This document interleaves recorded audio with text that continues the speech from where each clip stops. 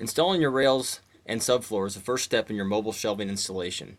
In this video, we will walk you through a typical mobile shelving installation, including positioning, leveling, and installing your rails, and placing decking between the rails. Let's start by positioning the rails.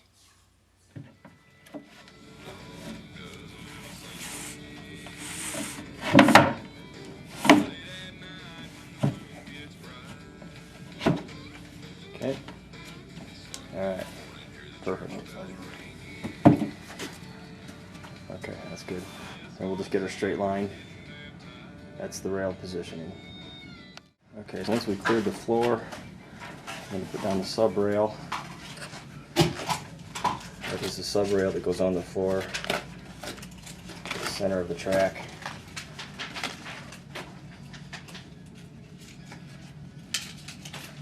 And then the rail goes right on top of that sub rail. And then we'll put the decking between the rails. We'll use the decking to square up the rail.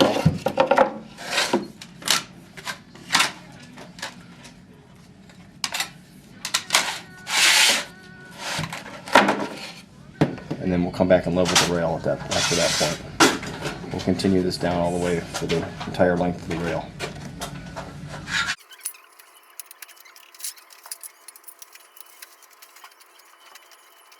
So to connect the rails, there's a pin that goes in between the two slices. Slide it together, and then there's 4 set screws, 2 on each side. Set screws go in, and you tighten them down so they're flush with the rail. That'll keep the splice tightened together.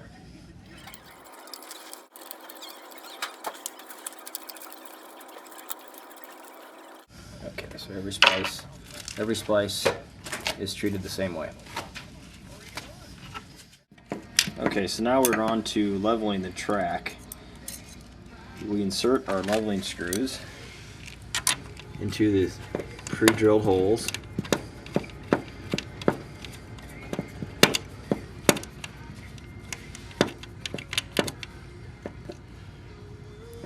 And using a line laser level, we will bring our level up to a level point.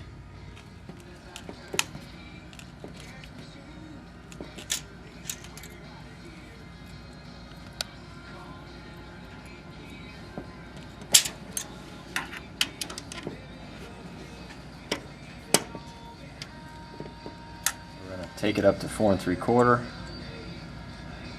Looks like we're just an 1/8 strong. Really?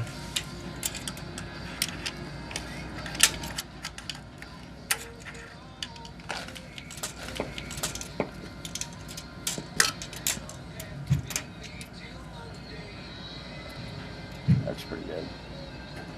Okay, and we just repeat this process, and what we do is we'll at every splice we'll just put a couple of set screws in, leveling screws, and then we'll go back in once we get the track leveled. We'll go back in and we'll fill in the rest of them between the splices. So here's a splice, so we'll put a couple in here, we'll get it leveled, and then we'll move on down. We'll move on down to the next splice, which is right there, and we'll put a couple of set screws. And once we've done that, then we'll go back and we will fill in the remaining holes, and we'll just keep checking our level as we do it. And that's how we level the rail. So after we did our initial leveling, we're going back and inserting the leveling screws between the seams. And the easiest way to do is just to take them down snug. You don't want to raise up the rail at all. You just want to take them down so it just hits.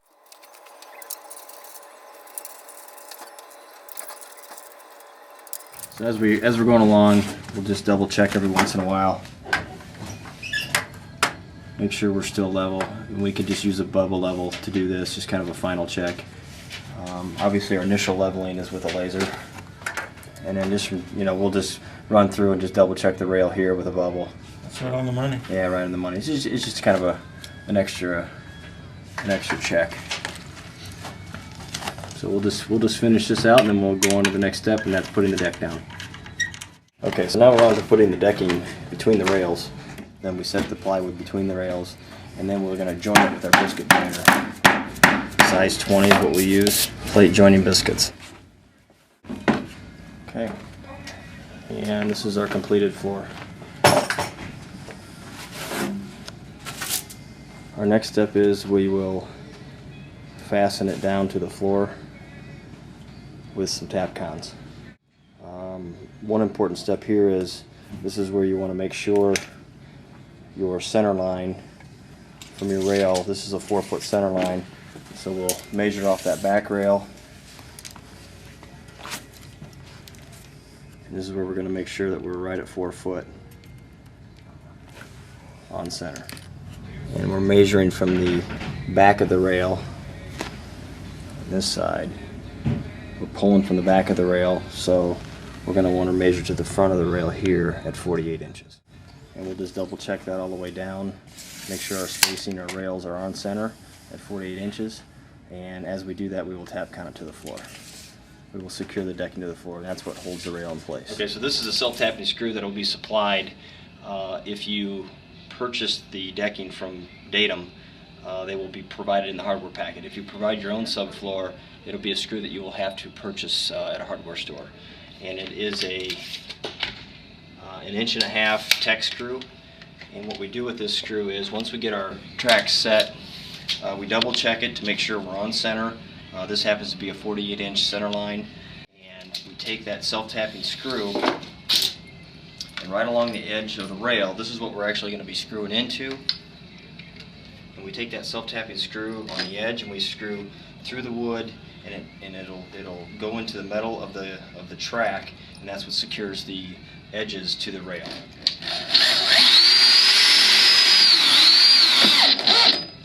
Like that. And we space those about every 12 inches along the entire length of the rail. And you do that on both sides of the rail all the way down.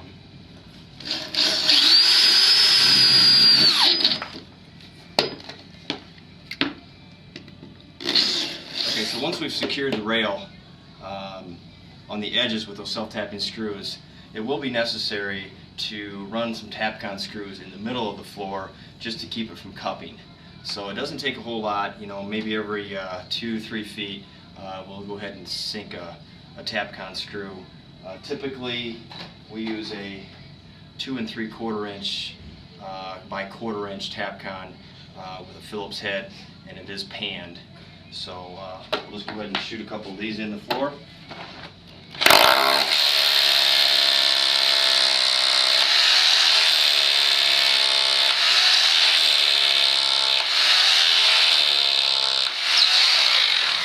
We use a rounded spade bit, and we just round out that hole just enough so that tapered head will sit flush with the decking, so there's no, so it's not bumped up there. Okay, and that's all it takes. So we've got the rail screwed on the edges with the self-tapping screws, and in the center of the rail we will put in a Tapcon screw, and that's all it takes. That's the installation on the subfloor.